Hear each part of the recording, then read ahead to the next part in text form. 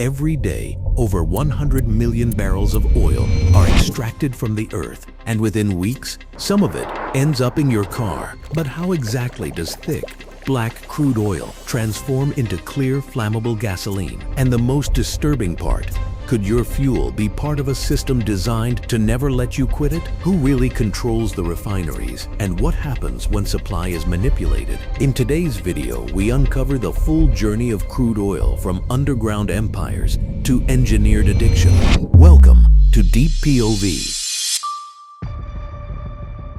Millions of years ago, tiny marine organisms died by the trillions, sinking to the ocean floor, compressed by time, heat, and pressure. The result? A thick black substance that would one day change the world, crude oil.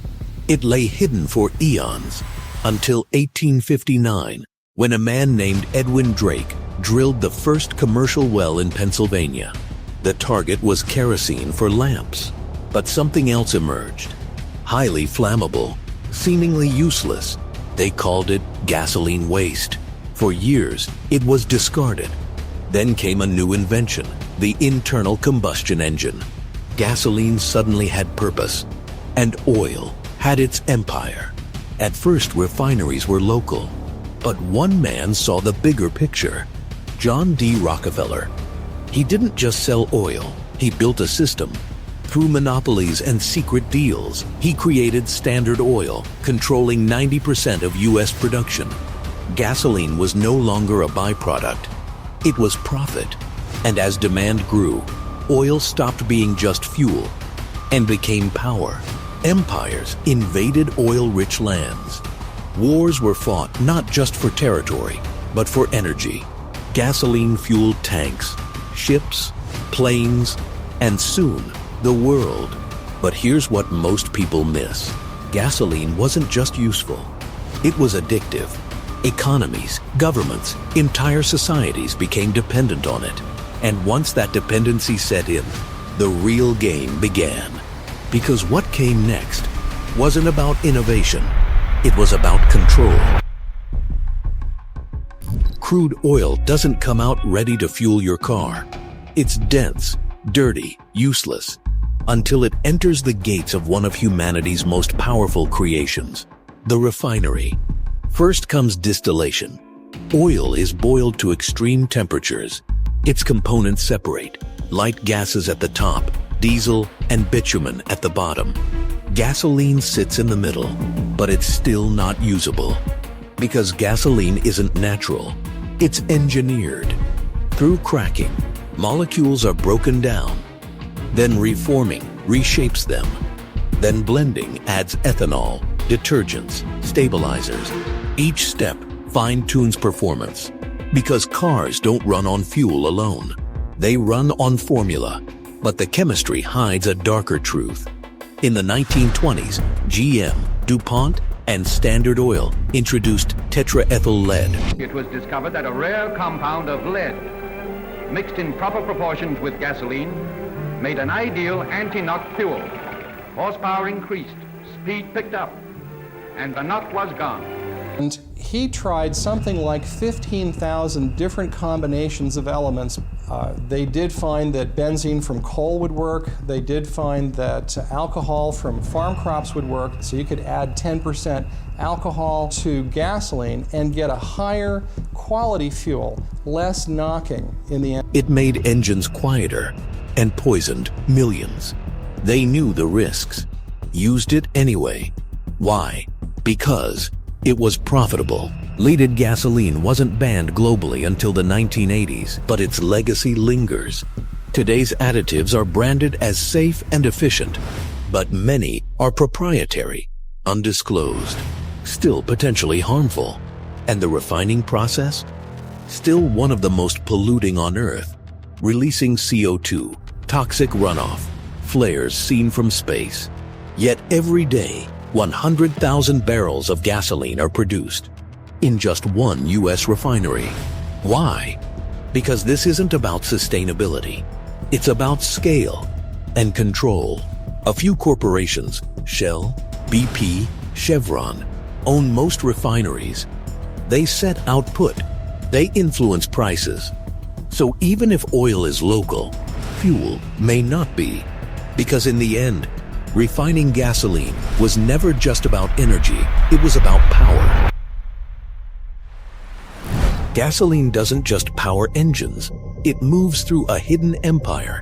Supertankers, pipelines, terminals, all controlled by a few oil giants: Shell, BP, Chevron. They oversee extraction, refining, transport, and price. In 2022, fuel shortages weren't due to lack of supply, but withheld shipments for profit. This isn't a free market. It's orchestrated dependency. Oil lobbies shaped cities around cars. They dismantled electric trams. They defunded public transport, not to offer choice, but to eliminate it. Because the real engine behind this system is control, disguised as convenience. And that illusion, still running. What if gasoline wasn't just energy, but a habit, a behavior installed, marketed, normalized, rewarded, not by accident, by design? In the 20th century, America didn't just grow, it sprawled. Highways sliced through cities, suburbs exploded outward, and suddenly, every family needed a car. But this wasn't organic, it was orchestrated. In the 1950s, oil and auto companies lobbied Washington to build the interstate highway system, the largest public works project in U.S. history. They called it progress. But the side effect was deliberate. Cities became unwalkable, trains and buses disappeared. Gasoline demand soared. Advertising did the rest. Freedom, speed, power.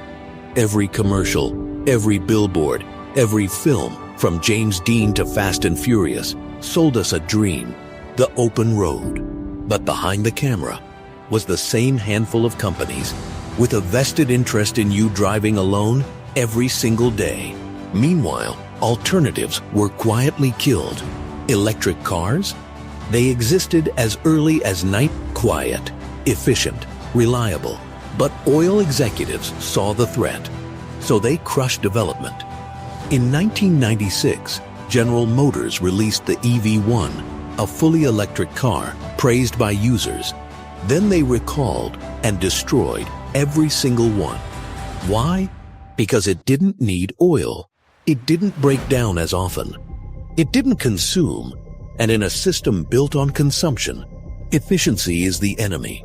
Even today, as electric vehicles rise again, fossil fuel interests fight back, funding disinformation campaigns, delaying charging infrastructure, promoting hydrogen or biofuels, technologies that still rely on combustion and thus on control.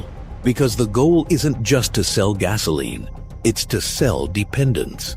A loop where the public pays every week, every commute, every mile. And as long as the engine keeps turning, so does the system. But here's the twist that no one talks about. The real addiction isn't to gasoline. It's to everything built around it. Your job, your home, your routine.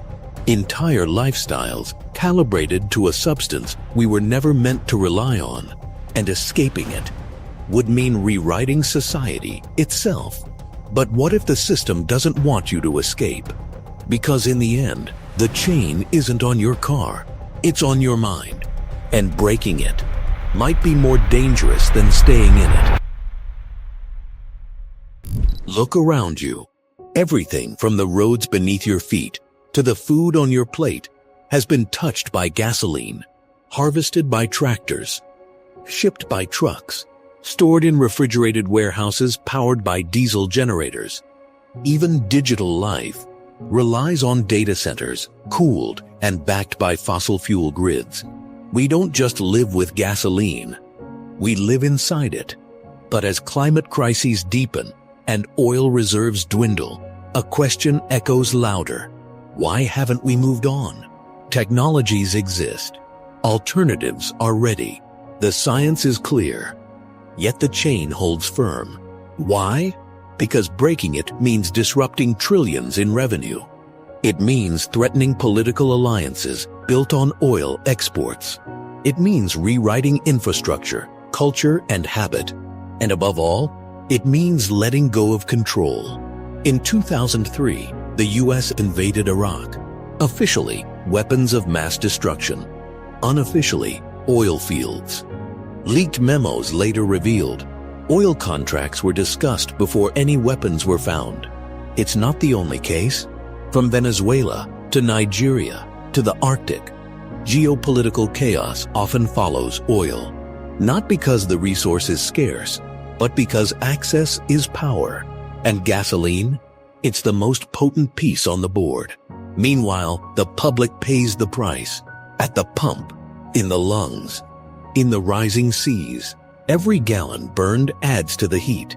Every heat wave, every flood, every fire traces back to an invisible system we're told we can't live without. But here's the truth. Gasoline wasn't made to last. It was made to trap. And the most chilling part, the auto industry knows how to make cars that last 40 years, but they don't. Why? Because the longer you keep your car, the less gasoline you buy. And that's the true nature of the fuel we trust. Not just energy, but engineered dependency. If this video opened your eyes, don't forget to like, share, and subscribe. Because the real engines of the world are just getting started.